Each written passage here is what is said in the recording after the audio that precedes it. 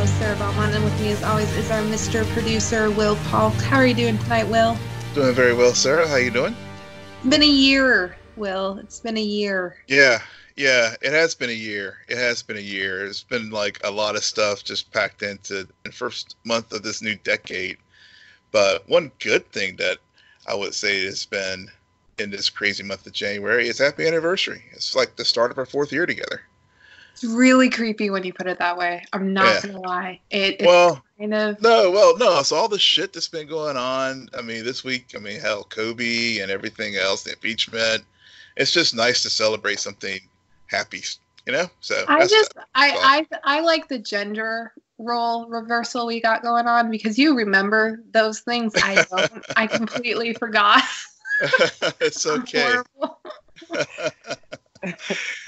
Well, we also, because we will be talking about the Arrow series finale tonight, we did bring back our experts. Both Veronica Rose and Tasha are here. Welcome. Hi, guys. Hi. See, we're very cheery because we're going to talk about the Arrow series finale. And it was just so funny and lighthearted and upbeat. It was just great. It totally was. Good times. Yeah. Not confusing at all. Didn't leave me with any questions. Completely satisfactory response for me. Yeah, and we're done. Yeah, it was fantastic. All right. Well, okay. So I guess according to Will, we need to talk about Birds of Prey reactions first. A movie that I frankly keep forgetting is about to come out in theaters. I did for a while, and then of course the social media embargo was lifted, and people were raving about it overall. I mean, there were some minor quibbles, but so far it seems to be getting some pretty positive buzz. I got nothing. Yeah. I'm so checked out on this movie. Oh, okay. I want to be more excited. It's like one of those movies that from the promo, I'm just not super excited to see it. Like, there are characters I want to see, but the movie as a whole, I'm not excited to watch. Because Journey's Black Canary, sign me up. I want to see it. Yeah. But the movie as a whole, and the fact that it's so focused on one character more so, and the advertising has been so focused on one character more than the others, is like not a big motivator for me to watch it. Yeah, I noticed the advertising. It's like even the commercials now. It's just like Harley Quinn, and then it's like if you blink, you missed Birds of Prey. Yeah, definitely. I've been a fan of Birds of Prey for a really long time, and just watching the trailers, and I've been like, okay, so is this a Harley Quinn movie with guest stars Birds of Prey, or what is this? But I mean, they should have gone another direction with it. They should have made it so that we believe it's about Harley Quinn. You know what I'm saying? Like, at least the title. Right. Otherwise, it's just kind of, I don't know. It just makes you kind of feel like they're, pushing Harley Quinn on us as if it wasn't something people already did want to see. It's like they're, we want you to pay attention to her. Yeah, but people already were. So why? I don't know. I probably will not be watching this in theaters. Most likely will not be watching this in theaters. Same. Yeah, it's one of those things that when it gets out on like Redbox or whatever, then I'll watch it, but I'm in no rush to see it. See, and I don't even know if then I'll watch it, because I had the very similar approach to Suicide Squad. I've never seen it. And I have seen Batman v Superman, but I skipped through so much of that movie that I don't really know if it qualifies as an actual viewing experience. So I think that because I didn't get on board with this character, because I haven't seen Suicide Squad, there's no reason why I need to go and spend the money to see it. And even if it's on once it's released, I don't know if then I'll even spend the money. Because, guys, movies are expensive these days, even when they get released. Okay? Yeah, Absolutely. They are. And pretty high, too. yeah, You have to be willing to get up at like, first thing in the morning on a Monday or a Tuesday and go and sit for early matinee showings so you can get half price. I went to see Rise of Skywalker that early, and it was not cheap. God. But then again, I live in Alaska, so prices are skewed. But it's interesting, and like I said, I keep forgetting it's even a thing that's coming, and so that says a lot. Yeah. For me, I've been watching the Harley Quinn show on the DC Universe app, and I love it. I mean, it's funny. It's and I think the interplay between her and Poison Ivy is what really makes that show. And from what I gather, they're going to be taking on some of the similar themes as far as her, leaving Mr. J, as she calls him in the cartoon, on the DC Universe app. And I'm sort of like, okay, now I've seen this before, so why do I'm going to spend money to see it? I mean, the positive, the critical buzz has been more positive than I anticipated, but will it move me to go to the theater? Yeah, maybe it's ticked me a little bit closer to it, but I may end up still doing like you guys, wait till it comes out on Netflix. I have a question. Yeah. Why is there sports talk on the rundown?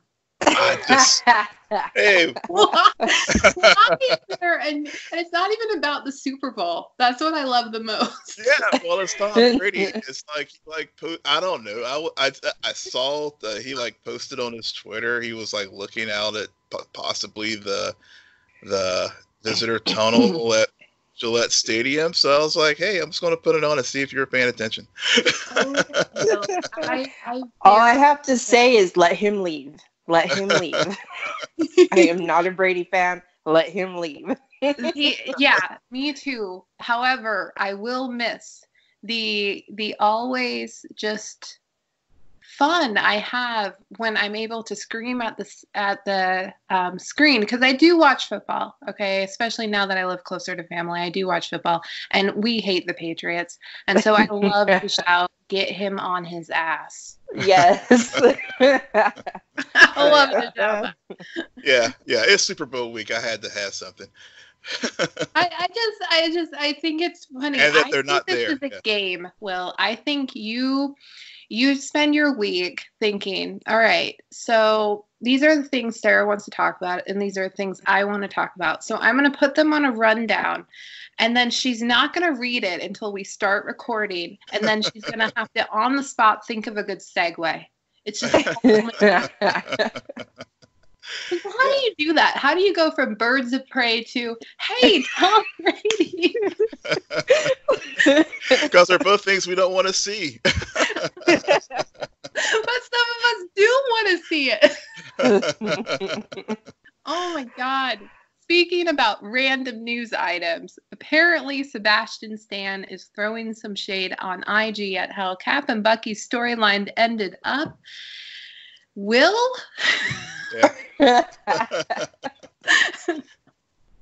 Yeah, again, we have Falcon and Winter Soldier coming up, and yeah, I just happened to see this random thing, and I was thinking about Star Wars actually, because I guess John Boyega tweeted, welcome to the club, Mr. Stan, and I was just thinking of whenever he was doing the same a couple weeks ago with Disney and stuff. So, it's just one of those random things I thought was pretty interesting, but I read the article about it, but I'm so not invested in Cap and Bucky at all that I was just like, eh.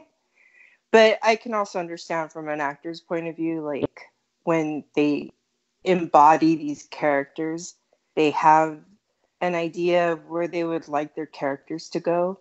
And sometimes when that doesn't come to fruition, then I can see why they would probably be a little bit bitter about it. And when they finally have the opportunity, they're going to throw the shade. Yeah, or like we as we talked about Steven last week on the Inside of You podcast. I mean, he was, if you've listened to that interview, I mean, he was just done with Arrow, and was, he basically, admitted that there for a while he was definitely there for the paycheck. And so, to your point, Veronica, about how actors may feel, that's I guess, maybe in the back of my head I was thinking about that interview too. And here we are as we start to talk about the finale of Arrow this week. All right, we finally get to actually talk about the thing. The experience that was the Arrow series finale. And Tasha, do you want to kick things off? Because I don't know if going with my response first would be the appropriate thing to do. Okay. My feelings on the finale. I liked it for the character moments. I feel like I always understand the plot of the episodes, whether, it's debatable whether they're the best plot or they even make sense, but I always understand the plot. I pretty much checked out of the plot for this episode. If you asked me who the bad guy was, I could not tell you. I did not care. Like, I went into this episode looking for John Diggle to become Green Lantern and Oliver and Felicity to get the ending that they deserved. Anything other than that, I didn't care. Not even a little bit. Not even a little bit. And I got what I wanted out of it. So the rest of it, I was like, am I going to sit here and try to figure out the timey-wimey shenanigans they pulled with Mia in 2040, 3 weeks after her brother got kidnapped, coming back to 2020 to go to her father's funeral when Dinah is in 2020 and somehow ends up in 2040, and Laurel is in 2020, who finds out information about 2041. Nope, I'm not doing this. No. Just no. So I took it for the moments that I wanted. I liked that Amiko got what she wanted before her entire death scene was, I really wanted to be a queen. Her and Oliver had that conversation about Thea wanting a sister, her saying she wanted a sister. So she got that. She got to be welcomed into the family. I was like, okay, that's what that character needed to move on. That's what he wanted to give his sisters. Like, my sister's going to lose me, but they'll have each other. And that closed out that story. I was like, okay, that's great. Oliver, Tommy is back. I love Tommy. I'm glad he's back. He was married to Laurel. They had that closure. Missy came back. Her and Sarah had that moment because it was very weird that they never really closed that out. So that's done. Diggle and Lila and their family gets to be Green Lantern and go off to Metropolis and move forward. Renee's the mayor. They closed out all the major characters. They all had their moment so they could just move on. The rest of it didn't care. They're not done with Diggle though, because he was on those promos for Flash. Yeah, but Diggle's gonna be Diggle. The Green Lantern reveal is not going to be a part of the upcoming Flash episode. I feel like he's gonna go to Barry and help Barry with whatever he needs to help his grieving process, and then Diggle is done until, I feel like the most likely option for that is if with the Superman show. Because if they're gonna make Dig Green Lantern, then it needs to be in an environment where there are bad guys that he can fight as Green Lantern. You can't do that in Star City. 1, there's no crime. 2, he would be overpowered for that city. He would be overpowered for Central City. The only place that it would work is in a city like National City or Metropolis, where they're going to have bad guys on that level that he could actually help. So maybe he would guest star on the Superman show, and they could use him there, or they're going to send him to make a cameo or whatever in the HBO show. But it was like a good way to just close out the character, and he's still like in the world, so it makes sense that in 2040 his kids would still know and have that connection to Oliver and Felicity's kids. All right. Veronica? Oh gosh. A lot of odd moments in that finale that kind of left me scratching my head for sure. I was just kind of, I don't know, annoyed with, they didn't really need to have a bad guy. They didn't need to bring back some character from season 1 that nobody really remembers just so that they can like create some sort of conflict. You know, this cast is a complex cast, and you can create conflict within the cast. You don't even need to bring in somebody from the outside. I guess, you know, to tie it in with what's happening, I guess, with the new Green Arrow and the Canaries. But I don't know. The whole episode was slow for me. The documentary aspect of it, like, that was just weird. I know that they wanted to try to like give the characters a chance to talk about how they feel with Oliver being gone now, and but it was just, I don't know, it was slow. It was kind of like, I was to the point where I was losing interest, you know, and I was going off to do something else, and then I was like, oh wait, I gotta watch what's going on here. And I think the only things that I really enjoyed about the episode was getting to see, you know, Felicity come back and interact with everybody once again, and being able to touch base with people that she had to kind of in a way abandon to try to protect Mia. So, you know, I was like, all right, and I liked seeing all the other characters come back. Like, that was pretty cool, I guess. You know, Maura was alive, and Tommy is alive, and just the only thing I think I was even the slightest bit excited over was when Oliver had his fight scene where they show him doing, and that's one of the things about James Bamford that I do like as far as like the fight scenes. I love that continuous shot that he does of fight scenes with Oliver. You know, getting Steven to just constant, you know, they don't move the camera off him for very long, you know, and those long shots that they do. I really enjoy that. And I love the shaky movement of the camera work. I know a lot of people complain about it. But for me, who loves fighting movies and action movies, it's very in tune with what I expect it would be like. And then the other, I guess, would probably, I mean, for sure, most definitely, is Diggle getting a nice little gift from space after it shot him into a van. So, you know, that for me was like, oh my God, like, I was all excited. I don't ever like scream or do anything when I watch a show, but for that particular point, I was like, oh my God. And I stood up and I was like, no. And because I'd been waiting for this since last year. It's like, they've got to do something. And when they said that he was going to be moving to Metropolis, I was like, okay, that's odd. It just seemed like such a weird city for him to be moving to, but I guess now we have an idea of maybe why. But I did see another explanation that maybe the green glowing thing was kryptonite rather than the power ring. No. So I don't know. Yeah, whoever theorized that is like, what show are they watching? I mean, yeah, that's why I was universe? Like, yeah, what because universe they're are they trying in? to like link it with Superman, the new Superman show, but I just don't see how that's going to play out. So I'm definitely stuck on the Green Lantern, and being that Greg Berlanti is in charge of the HBO Max series that's upcoming with Green Lantern, I'm gonna hold out hope.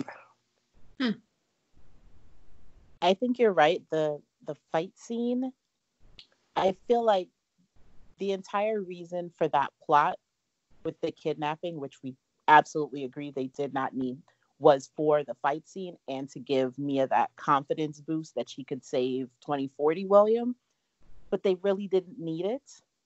I feel like a conversation with her mother would have given her that boost that she needed, or just to spend time with the young William.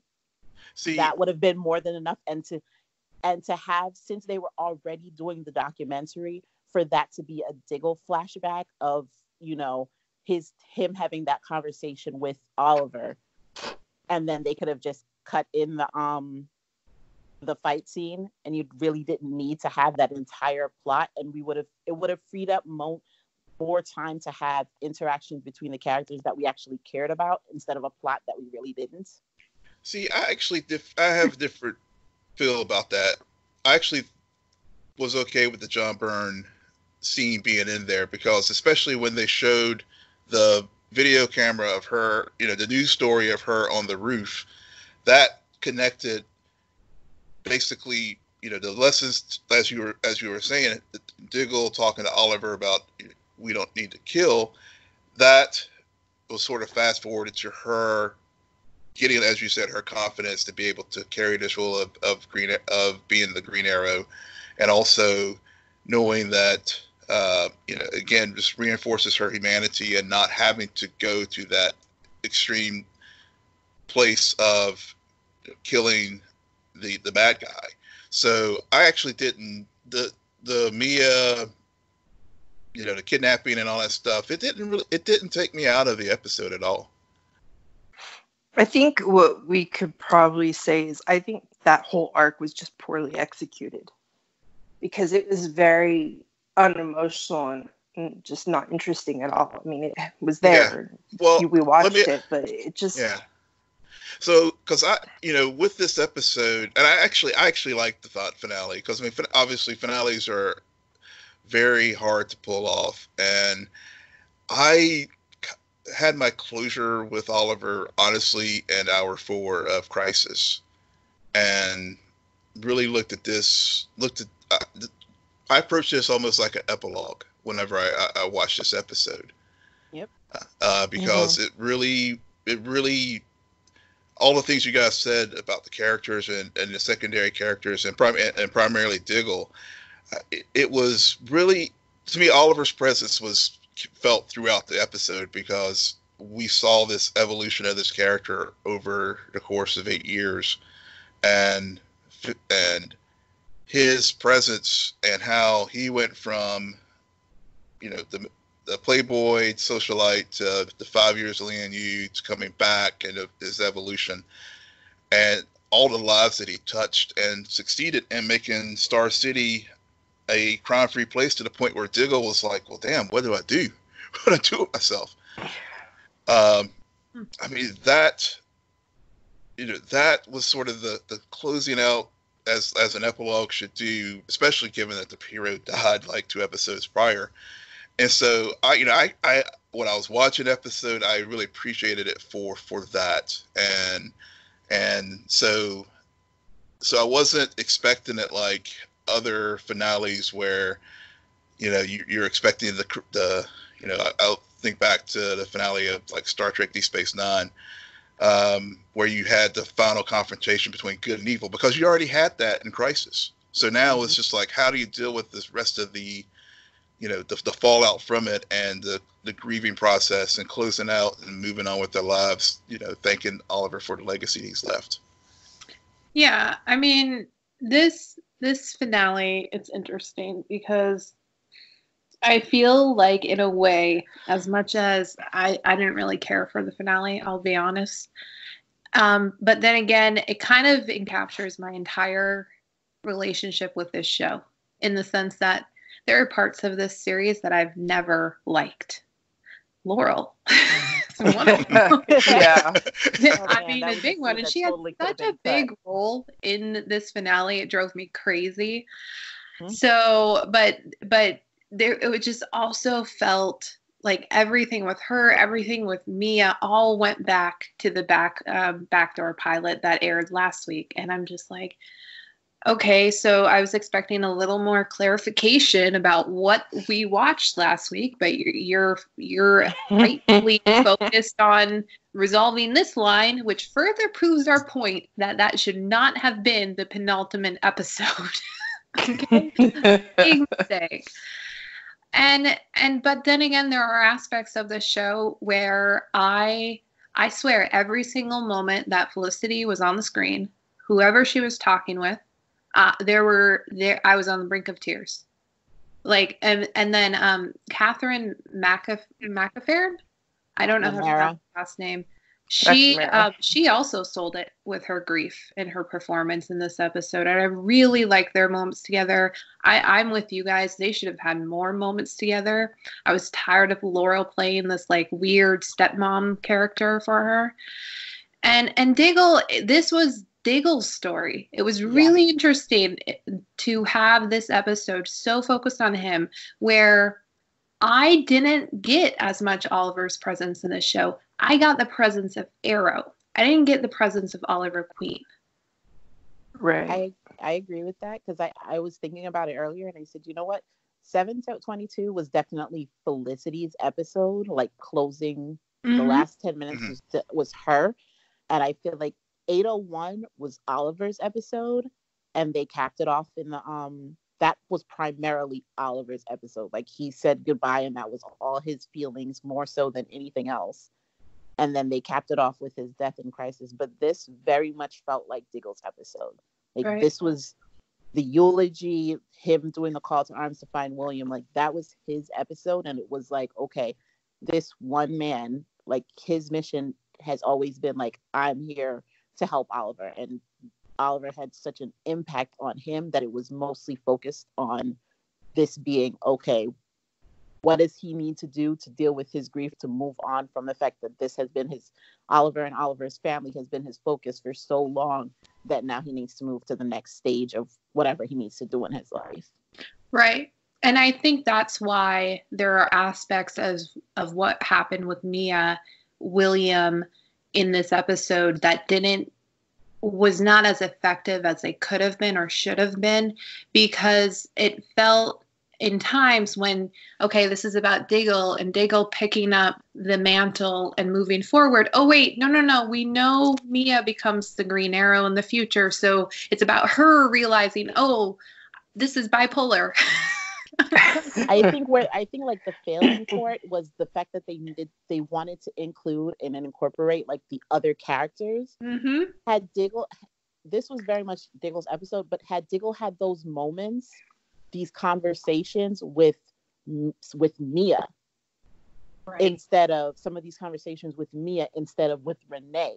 We really didn't need him to have those conversations with Renee and Dinah. Dinah's gonna be on the spinoff if it gets picked up. She can work out her issues over there. Like, it wasn't necessary. So because he had such a close connection with her father, with both of her parents, had he had some of his conversations working out his feelings with her instead, and that helped propel her forward and him forward, that would have been a better way to handle it. And I completely agree. Like, Laurel, feel your feelings on the spinoff.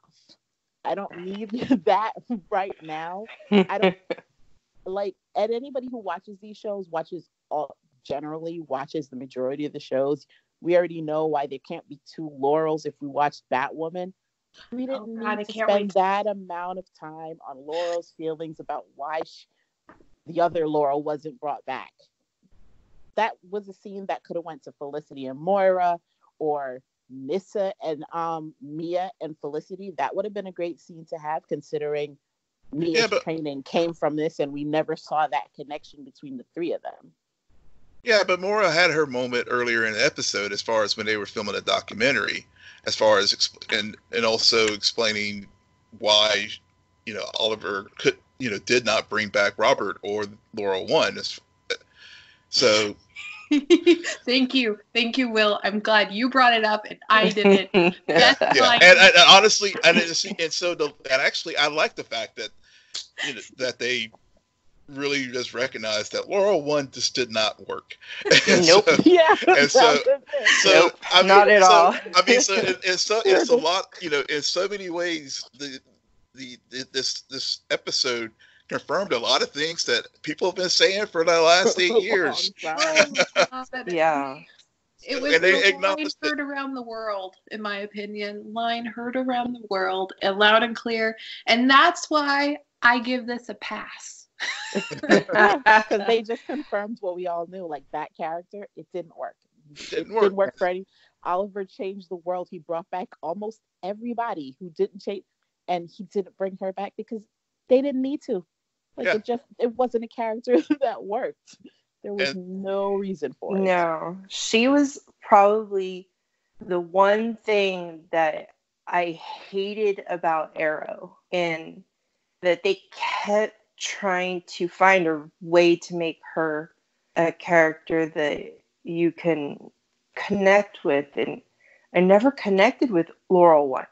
But then you bring in Laurel as Black Siren, and I was like, okay, now here we go. Like, she's doing a great job acting like a total bitch, and I will take that. She's a more interesting character as She really was. as Black Siren. Just basically a better character as Black Siren than she was. I don't have to like her, but I can acknowledge that, yeah, this is a better character. The actress's portrayal is better in this role. When they tried to you, like, the idea that you're gonna force this story for her, they couldn't decide what they wanted E1 Laurel to be. 1 minute she's like, okay, I have a shotgun, I'm gonna fight people, I got this, and then the next episode she's a damsel in distress and she needs to be saved. They couldn't decide what they wanted the characters to be, and that was why so many people had a problem and struggled to connect to that character, because there was no consistency with the writing for the characters. So at least with this Laurel, she's just like, you know what, I don't care, I don't like you people, and I don't care, and she's pretty consistent in that attitude. So you're like, okay, at least I know who you are, and I can say this is what I'm going to consistently get from you. Yeah. Right. Yeah. I think overall, like, I would have loved it more so, I think, if we had Diggle narrating, as like Will says, this epilogue. Because what better way to end the series with Diggle narrating what everybody is experiencing, you know, and giving us this kind of like look into everybody. And I don't mean like legit, like literally, you know, narrating it, but like him having these moments with each person, and then being able to see moments such as Felicity and Mia meeting, such as Moira meeting Felicity and Mia. You know, little things like that. I don't know. The whole documentary thing was just dumb. I didn't like it. Felicity. I thought that's what they were gonna do. Like, in my head before the episode, I was like, okay, because with the funeral, I was like, okay, during this funeral, we're gonna see like flashes of each person having a flash to a moment that they shared with Oliver. So I was like, okay, with the amount of cast that they have, that would make sense. And you can tie in as much Oliver as possible and how he affected everybody's life. And yeah, Diggle was the person, as like, he's the person viewing all these interactions, and then they cut to the flashback so you can cut in Oliver. To me, that would have been a better way to just say like, okay, this is how we're going to close out the story than what they did. And it's not to say that I hated the finale, because I didn't hate it. I feel like it did do a solid job of tying up the characters and giving good beats, but I feel like because of the time that they had, that would have been a better way to utilize the time. Yeah, or they could have just made it a 2-hour finale. You know, they could have easily. No. Yeah. No. And see, and not to cut you off right there, but I actually don't think I could take much more. Like, I love this show. The show, it arguably had a big impact on my life and what was going on when I first started watching it, from who I was then and where I am now. I mean, it's why I got into podcasting. So at the same time, though, this everything that they did, the choices they made in the finale, it's not, the writer's room is not the same as it was before. That's what I feel like. I feel like No. there was a regression that occurred. And so a lot of these choices, a lot of the comments we're talking about, I'm like, yeah, that encaptures pretty much my whole feelings about season 8. You know, I feel like Oliver's story really ended at the end of 7A, because that first that episode arc was near probably the best writing that they've ever had on the show, arguably, and it just was all of his pathos. And so I almost feel like his story ended in that moment, and we've just been getting epilogue ever since. That's a fair point. Totally That's a very fair point. Yeah. So I I couldn't take another hour of this. No. In the sense that, like, he started the journey, and when he did, he was killing. And by the time he got out of prison, like, his interactions with Bronze Tiger helped him to come to the place where Bronze Tiger was like, not all bad guys deserve to die.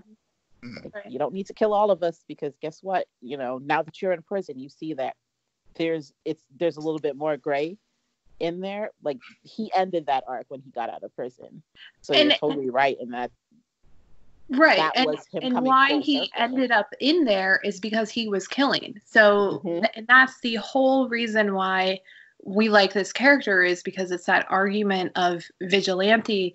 Is that the right thing to do, or is that the wrong thing to do? Does that make you the hero, or does that make you just as bad as the criminals who you're saying that you're here to get rid of? So I feel like that was their point. And then I don't know what happened. They went on this trajectory of randomness and trying to be like every other show on CW. Yeah.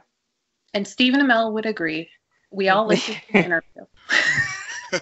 And I mean, I did not hear that yet. Go check. Go listen to it. Go listen to it. I mean, I know obviously a lot of the focus was on the panic attack, but I mean, he said so much before and even after when he came back and did the second half of the interview. It was very eye-opening. Yep. Especially with everything we saw in the Crisis crossover. Wait, he had a panic attack? Yeah. See, I don't follow him. I don't keep up with any stuff about him, so I don't know. I know I'm a horrible Arrow fan. Oh my god. I don't follow him either. Yeah, Stephen Amell is just like I'm over him now. So I'm like, okay. But I did not know that about him. Yeah, he was on Inside of You with Michael Rosenbaum, and this was his second time on the show, and apparently they recorded it right after, about a month or less than a month after he wrapped Arrow. And about an hour way through the interview, there's a very organic moment of him just claiming to be sick and saying, I can't do this anymore. We hear people moving around, and then they cut it. And then Michael Rosenbaum says, well, he had a panic attack. So they recorded the next hour and a half of it about a month later. So it's very different. It's really fascinating. Yeah. Go. It's worth your time to check it out, because I mean, a lot of the things that we've talked about this evening, is kind of revealed in that, and also just the challenges of filming the Crisis and not being, and Grant and Katie having to leave because they had to film their shows, and he was filming his death scene, and it's just tennis balls instead of people. Yeah, that's where that came from.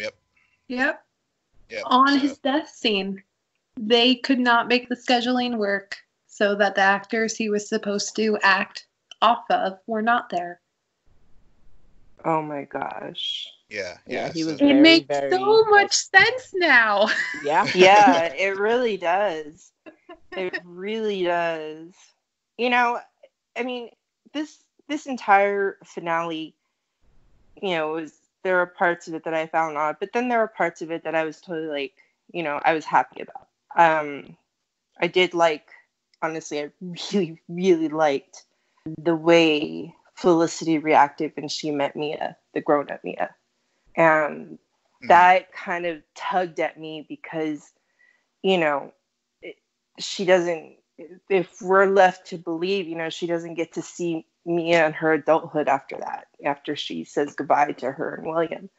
So I was really loving that interaction between the two of them. And I just, there's, you know, so there were definitely some moments. I think the overall what happened at the gravesite was really nice, like what they did there. I felt like the characters, or at least the actors, were truly feeling that kind of like, okay, we're saying goodbye, you know.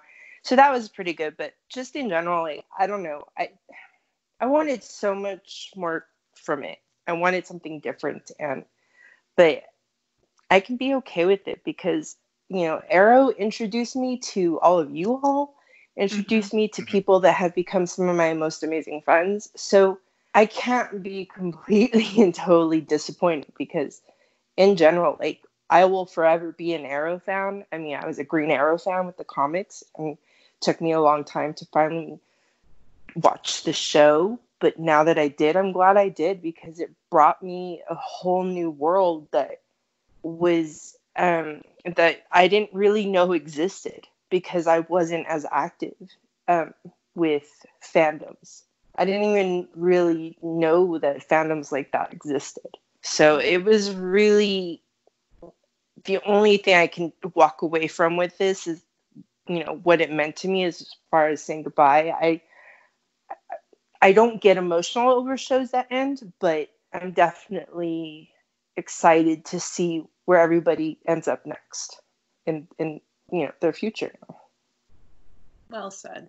Well said. I feel the same way as much as I am just kind of lackluster about it ending. I can't hate the show because it did make that impact on me. So I completely agree, Veronica. Yeah. But can we talk about the really good show that aired this week, Batwoman? I really want yes. Good. Can we? Yes, we can. Yes, we can. Okay, thank you, Will. Talk. I always need Will's permission to move on. Yes, move on. I don't think we have anything more to say. I mean, I know, you know, I think a lot of your sentiments about Arrow are same. I mean, people saying, you know, from our Twitter feed and socials how they can't believe it's over, and you know, how it was an incredible journey, and you know, also had some nitpicks about some of the story points. But yeah, it's let's move to Batwoman because it really was a really great episode this week. The unbirthday gift. Yeah. Beth is in Gotham, and then there's Alice, and I just this show, you know, and maybe that's why I'm okay with Arrow ending, is because this show just episode by episode keeps getting better. And just when you think they can't do anything more with the Alice storyline, they utilize the crisis in the best way to move their story forward, because now we had a Beth dynamic, which totally makes sense because we finally, as viewers, understand why Kate has been so hard-pressed to redeem Alice. We never got that before. We never understood really or got a clear sense as to how close they were as twins, what that dynamic was like. And now we actually see it. And they almost took it away. And then, of course, they kind of are taking it away. But yeah. But I thought it was brilliant. It was good. I mean, you know, when they showed Mary on the phone, she was talking to, was it Zoe? And they like, oh, I saw Alice. I was like, wait a second. What are they doing now? And I kind of like didn't think anything else after that. You know, I just kept watching it. And then when they like revealed that she's alive, I was like, whoa. That was a moment that I was like, yes, this show just keeps getting better. And Mary says it too. I love Mary because she was so critical in this episode to have that moment with Beth dressing to pose as Alice. And you Yeah. see it in her eyes that in one moment she's talking to Beth, and then she recognizes the woman who killed her mom. And trying to forgive and find forgiveness for someone who is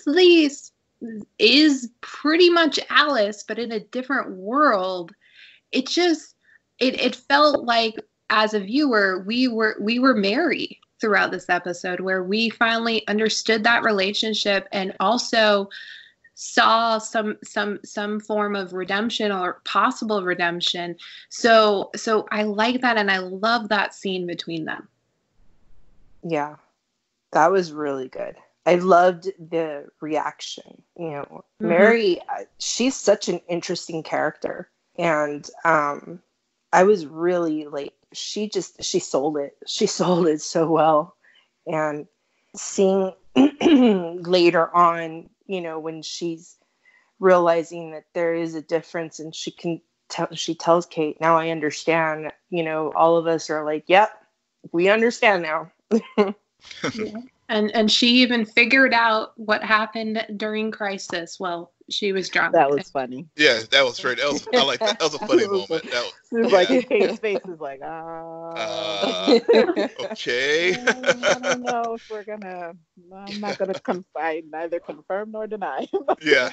Especially when Beth is like the theoretical physicist, and you have, you know, Mary over here, drunk Mary, figuring it out. That was great. Yeah, that was a good moment. Yeah, and they even had the politics. I mean, yes, yeah. And which continued what the seeds that were planted the following week, and kind of helped give a reason as to why Kate was hardly in the suit this episode. This wasn't about Batwoman. This was about Kate and Beth and Alice and those dynamics. And so I think they had to figure out a way to make it make sense as to why she wouldn't be Batwoman, to help really make it clear that this episode was all about character and who Kate was and what her goals were. Not who she is as Batwoman, but who she is as a person. And I like, again, this show, I would argue, has used the crisis the best way. Because to have Beth come back and the realization that on her Earth, she saved her. The crash still happened.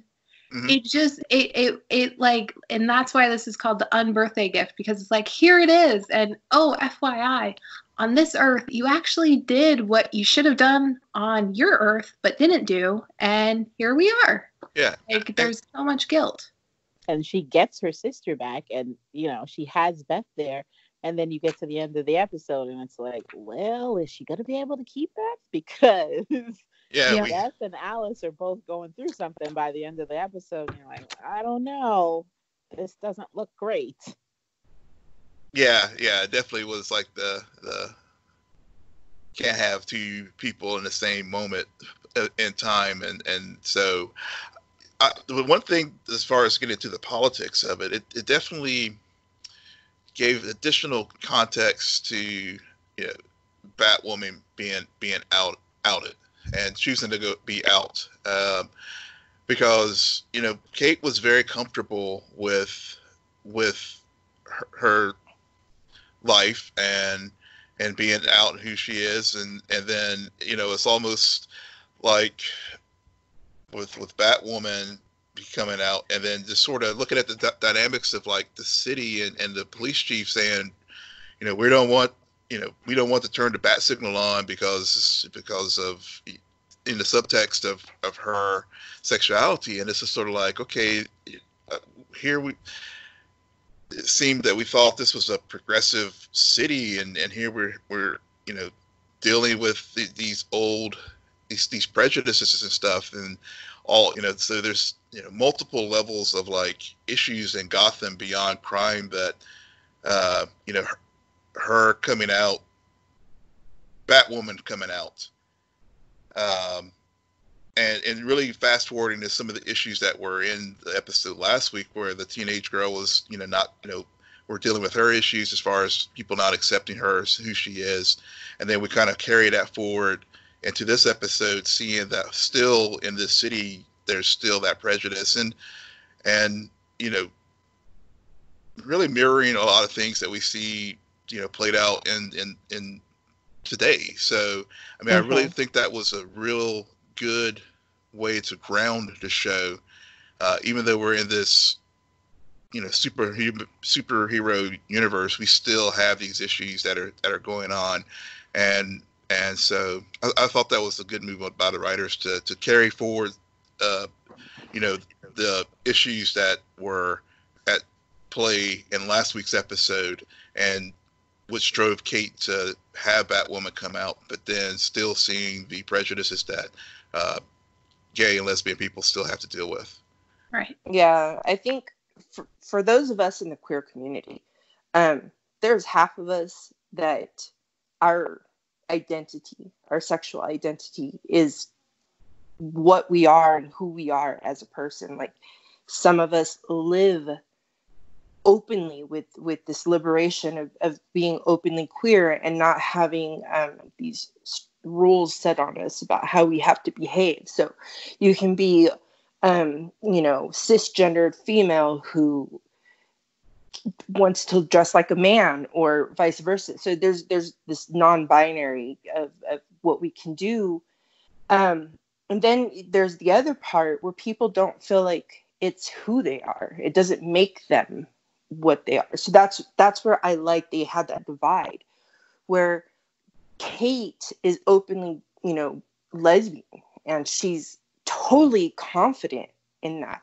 and it's who she is. She carries it with her, and she has no qualms about hiding it. But whereas Batwoman is on the other side of it, where she's like, well, why should it matter what my sexuality is? I'm just here to save the city and fight the bad guys. Like, why does it matter, like, who I date? Right. And I love that they did that, because that's exactly what it's like for those of us in the queer community. It's divided down the middle, and there's still a lot of animosity within the community fighting against, like, this whole idea of sexual liberation within the queer community. So I really enjoyed that kind of, like, parallel to what we see, or those of us at least in the queer community experience. So it was definitely a really good way to kind of showcase that. Well, and I think to what Will and I were talking about last week is that when they started to really delve into the politics, Ruby's performance changed. Mm-hmm. She upped her game. Because I really think she had a reason to take this part and to go after this part. And so, and initially they had to set up everything else, the comic book of it all, those threads. And now that they're at this point, they are able to really delve into those parallels and those other dynamics. And I think she enjoys that material. She's enjoying the character more now than she did originally, and just really finding herself in this role. And I really like that. And speaking about actors on this show specifically who are upping their game, shout out to Rachel Skarsten, who plays Beth. Yes. Because she's amazing. A lot of doppelgangers. A lot of them. I really think this is the best actress to pull it off in one episode. There was clear differences, whether it was speech pattern, whether it was how she looked at Kate and Mary and characters that she knew on her earth. There was a distinction between her portrayal as Beth and her portrayal as Alice. And it was subtle. It wasn't in your face, but it was also so real and authentic that she knocked it out of the park. Yeah, Def, kudos for you're so right about that. I'm glad you brought that up, because that was especially carrying forward Crisis and being you gave the best example for how Batwoman has done the most with carrying Crisis forward, and her portrayal of the two different characters was just spot on, and especially within the episode when Beth had to play Alice to rescue the commissioner and the mayor's sons from the Wonderland gang. Yeah, got it out.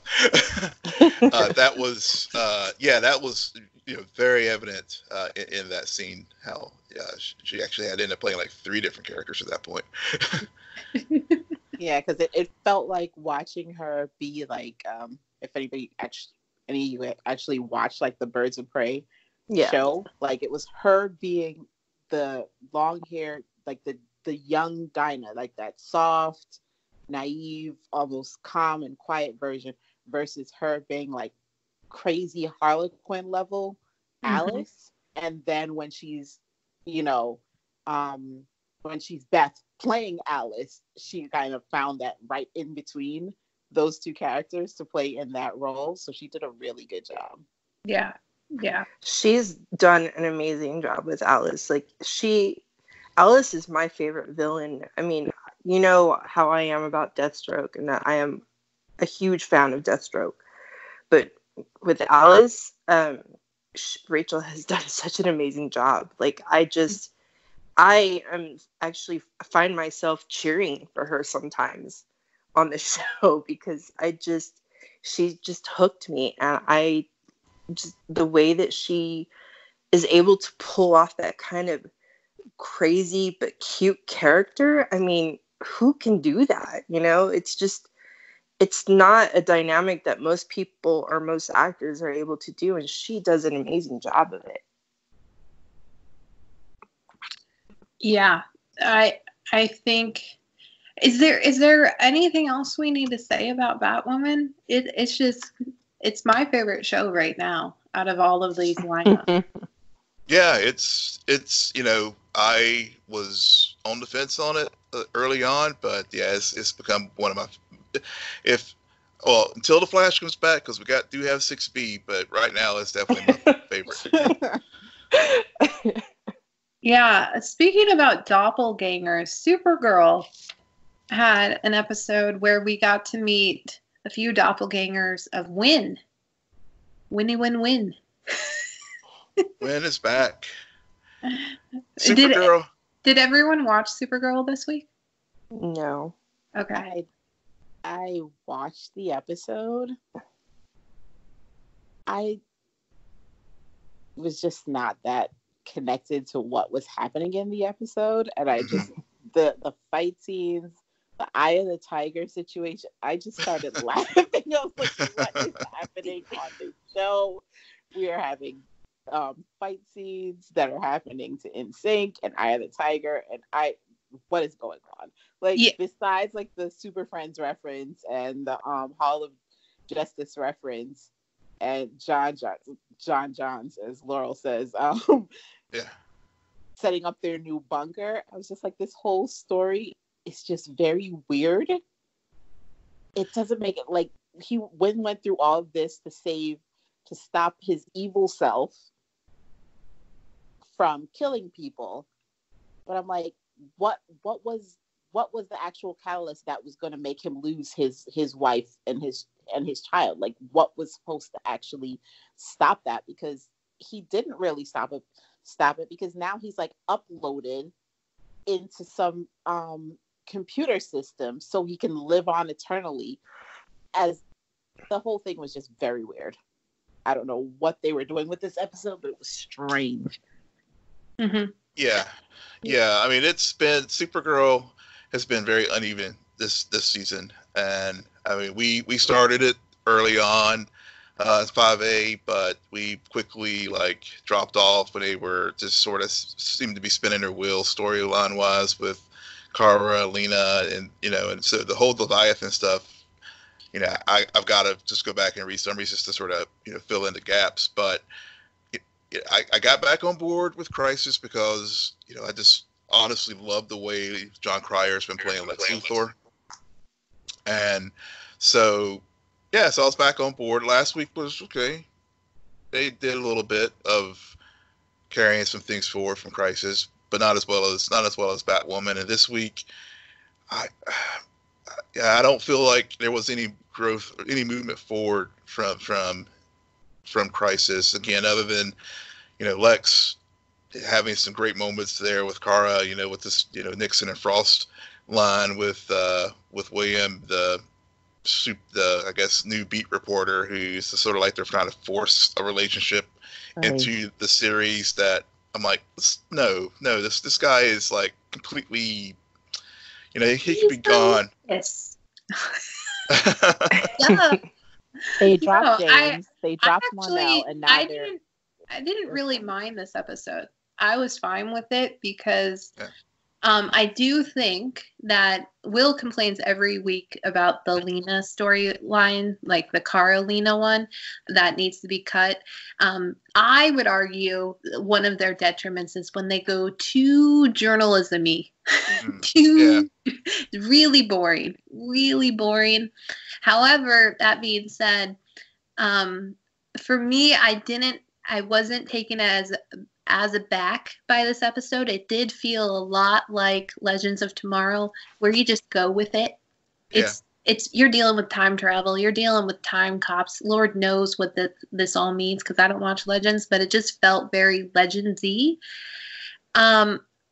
Jeremy Jordan though really sold it for me, and also Brainy. Everything they did with Brainy I liked because I'm glad they started something with him in the previous episode and they continued it forward. They didn't do this like hot potato thing that they typically do on The Flash, where they start something, they put it on hold for a few episodes and then return to it. Gives you whiplash. But they really moved it forward, and now we also understand Nia's presence, and the fact that Wynn knows her great granddaughter and feels a connection. His moment with her and his moment with Brainy really sold the episode, where despite all its flaws, I was fine with it because those two character moments really nailed it for me. Yeah, I mean, I really enjoyed Wynn being back and realized how much I actually have missed the character. And I mean, and so I didn't have any problems with that, but this episode just really, there were a lot of like individual parts of it that I liked, but it never really grabbed me as far as just like, oh, I gotta like, where I found myself wandering off thinking about doing other stuff while I was watching the episode. But I did love the Tower reference to, the whole Justice League. That was a nice little Easter egg, and the call signals for the superheroes and whatnot. So I mean, there were parts of it that I liked. I mean, it's not like I'm going to go back to where I was before, where I'm like, oh, I'm done with Supergirl. But at the same time, it didn't carry anything forward much beyond, hey, we got Wynn back. Yeah. So I'm sorry, I have to give this a shout out that I just looked on Twitter, and Green Arrow TV posted a image of Justin Hartley, who's on This Is Us and was the former Green Arrow on Smallville, at a gravesite and saying, Earth 167 pays his respects. Oh, nice. That's cool. That's very cool. Very cool. And if you watch This Is Us this week, you'll know where that image is from. I don't watch that. Just like you don't watch Legends of Tomorrow. I don't watch it. Veronica, I haven't watched it in years. We would not bring that up. I'm telling you guys, I love that show so much. It's not even funny. But funny. Nobody wants to talk about it.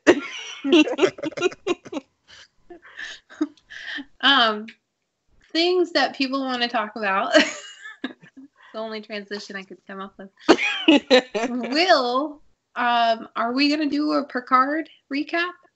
We can. I don't know if you guys have watched the new Picard series. I don't want to spoil it for you if you are a Star Trek fan and thinking about watching it. I am gonna watch it, so don't spoil it for me. Okay. And I did watch the original Star Trek, so with my sister and I were hardcore Trekkies, and my mom, we got her pulled into it. So yeah, we're gonna be watching it, but because I've had so much homework since school started, I haven't had a chance to sit down and watch. Well, I will give you. You can watch it if you don't have the CBS All Access. Just a little heads up. Both Pluto TV, which is a free app in the App Store on if you have Amazon Prime, or and also YouTube. You can find the first episodes of Picard for free. So if you don't have CBS All Access, you can go watch it on those two platforms for free. Sweet. My sister has it, so I know that she'll just put me on her account, which is fine. Cool, but yeah, cool. no, I'm definitely going to be watching it. Cool. So I guess then we'll save it for next week, Will. Okay. All yeah, right. we could talk about this. We could talk about this week's episode as well. Yep. All right. Well, that's it for us tonight. Then, Veronica, Tasha, thank you so much for coming tonight. It was great catching up and also giving very honest reactions to everything on DC TV. Tasha, why don't you tell our listeners where they can find you? You can find me on Twitter at Hindsight20, HINDSITE20. And Veronica, where can our listeners find you? Y'all can find me on Twitter at Nerdy Chicana, which is NERDYXICIANA. I can't spell. You know how to find me. Don't worry. Our Y'all know. recurring guest host. Y'all know. She's so professional now. And Will, where can our listeners stalk you? They can find me on Twitter at Will M. Polk, WILLMPOLK.